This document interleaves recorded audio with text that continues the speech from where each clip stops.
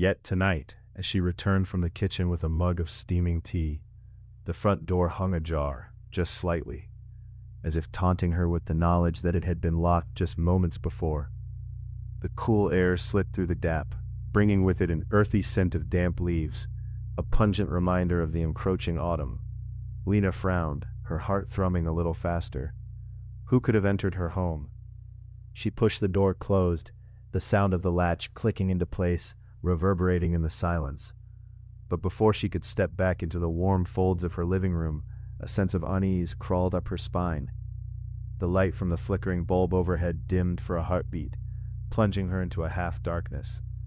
The moment passed, and everything returned to normal, yet the chill remained, swirling in the corners of her mind like an uninvited guest. Each subsequent day deepened her unsettling discovery. The garage door, the cellar door, each would find itself cracked open, as if something was systematically dismantling her sense of security. A nagging thought struck her. What if she wasn't just forgetting to lock them? What if someone, or something, was doing this on purpose? The air grew thicker with unease as a deep foreboding hung just above her head. One evening, as leaves rattled against her window with the wind's cold breath, Lena sat at her dining table, staring blankly at the chipped porcelain plate before her. A chill cut through her thoughts when she heard it, a soft breathing, almost like a whisper, originating from the shadows in her hallway. It was undeniably human. Eyes wide, she slowly stood, her pulse racing. The hall was cast in a ghostly gray, the walls appearing to pulse as though they breathed alongside her own fear. With tentative steps, she moved towards the sound, her mind teetering between dread and disbelief. Was it the voice of a lost soul, a trick of the mind, or perhaps something far worse?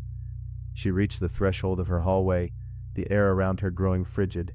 As her fingers brushed the frame of the door, her breath hitched.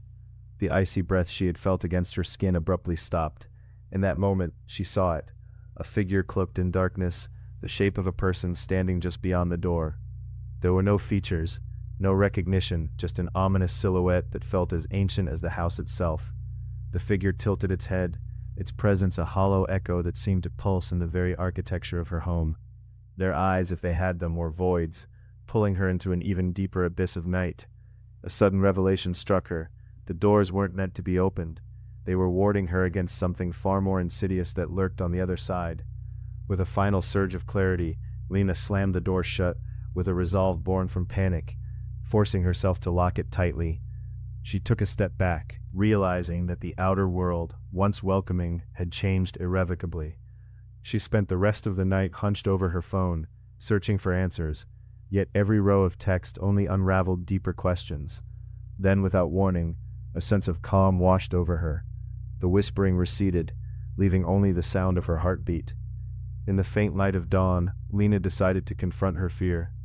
As she stepped outside, the breeze brought with it a peculiar tranquility, a reminder that with every lock, there had been something watching her, waiting.